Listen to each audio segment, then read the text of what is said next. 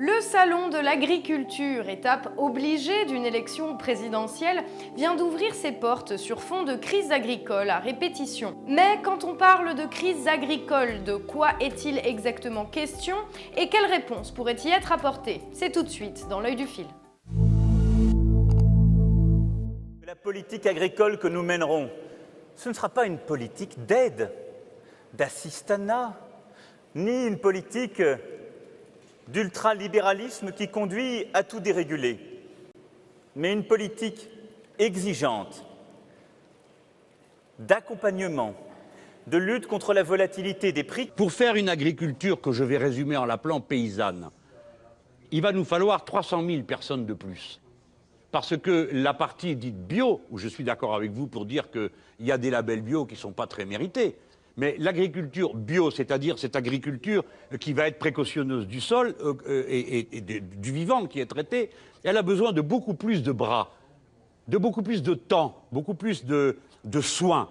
Et dans ces conditions, il va falloir trouver tous ces gens. Qui va les accueillir, les former, les mettre au travail, sinon ceux qui s'y trouvent déjà.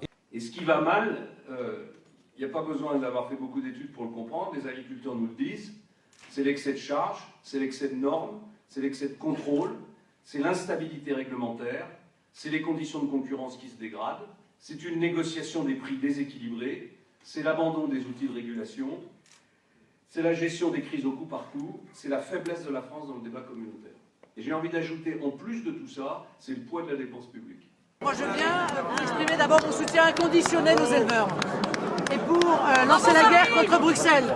Voilà. Il faut maintenant se battre pour notre agriculture, pas seulement parler, se battre. Si aujourd'hui le secteur agricole ne représente plus que 3,4% de la population active, soit environ 800 000 personnes sans compter les travailleurs saisonniers, il n'en demeure pas moins essentiel pour plusieurs raisons. D'un point de vue pragmatique, l'agriculture nous fournit la nourriture essentielle à notre vie. Mais elle contribue également à modeler notre pays couvert à 53% de surface agricole.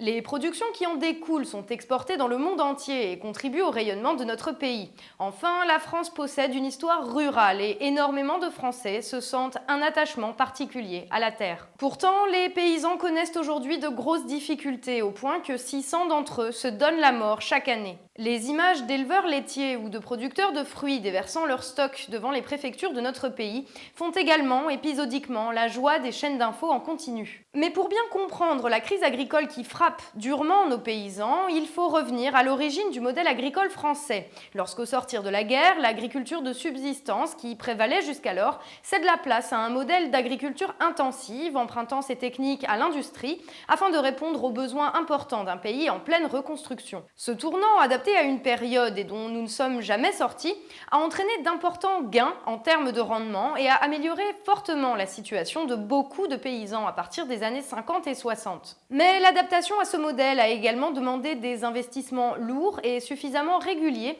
pour rester à la pointe de la technique et ne pas se faire avaler par la concurrence. Il était là le tracteur flambant neuf, le beau tracteur vert à ligne jaune. Son tracteur. Allez, en route.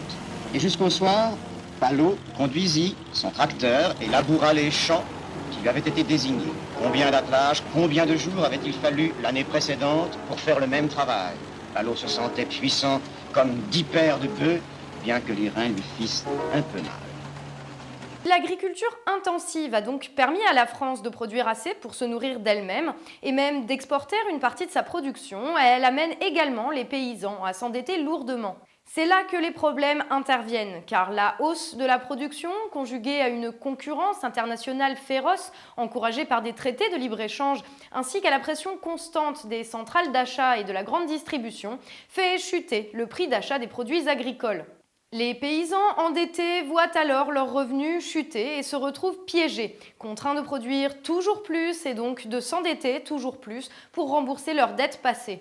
Le modèle entre alors en crise et les paysans n'échappent plus à la faillite que du fait d'aides nationales ou européennes leur permettant tout juste de garder la tête hors de l'eau jusqu'à la prochaine crise et au passage d'enrichir leurs créanciers et autres marchands de semences ou de nourriture destinés aux troupeaux. Une solution temporaire, loin donc d'être satisfaisante, mais qui reste aujourd'hui la principale réponse des gouvernants aux problèmes des paysans, faute d'une réflexion de fond et d'une réelle volonté de faire évoluer un modèle ayant joué son rôle, mais devenu inadapté aux réalités et aux enjeux d'une agriculture du XXIe siècle. Nombreux sont même les jeunes agriculteurs qui, dès l'installation, font le choix de la pluriactivité.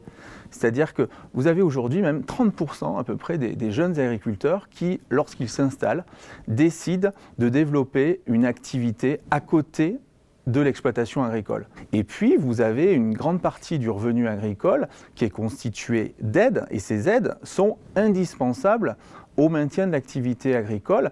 Les agriculteurs sont tiraillés entre un appel systématique au pouvoir public pour justement assurer les fins de mois, assurer leurs revenus et la volonté d'être indépendants.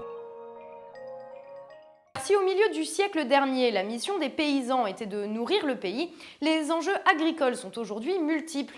Maintenir la souveraineté alimentaire du pays, bien sûr, ce qui passe notamment par le fait de protéger les paysans de la faillite et de maintenir leur niveau de vie, mais également assurer aux consommateurs la qualité des productions agricoles, parfois mises à mal par certaines pratiques liées à l'agriculture intensive. Enfin, produire d'une manière soutenable à long terme, tant respectueuse des êtres vivants que de l'environnement, alors que les traitements réservés aux animaux font de plus en plus polémique et que la surexploitation des sols les a grandement appauvris, amplifiant par là même certaines catastrophes naturelles, et qu'elle est cause d'une pollution dont nous peinons encore à mesurer les conséquences sur notre santé. Mais adapter l'agriculture à ces enjeux ne saurait passer par une stigmatisation de paysans pris dans les difficultés du quotidien. La réponse est bien d'ordre politique et passe par de nouvelles orientations à l'échelle du pays. En matière d'agriculture, secteur ô combien stratégique, l'État dispose d'importants leviers, que ce soit par la réorientation du système d'aide en direction d'une agriculture durable, par la promotion d'une formation adaptée aux besoins des moments ou par des politiques de sauvegarde de la diversité agricole ou de lutte contre les dérives de la grande distribution. Au-delà de l'élection présidentielle, c'est bien le modèle agricole d'aujourd'hui qu'il nous faut inventer, dans l'intérêt des paysans, mais également du pays et de chaque citoyen qui le compose. Okay, now plant the tree.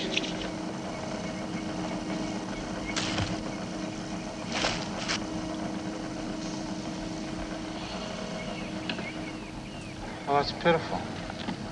Pitiful. Merci de nous avoir suivis. On se retrouve la semaine prochaine dans L'œil du fil, l'émission qui regarde plus loin que la présidentielle.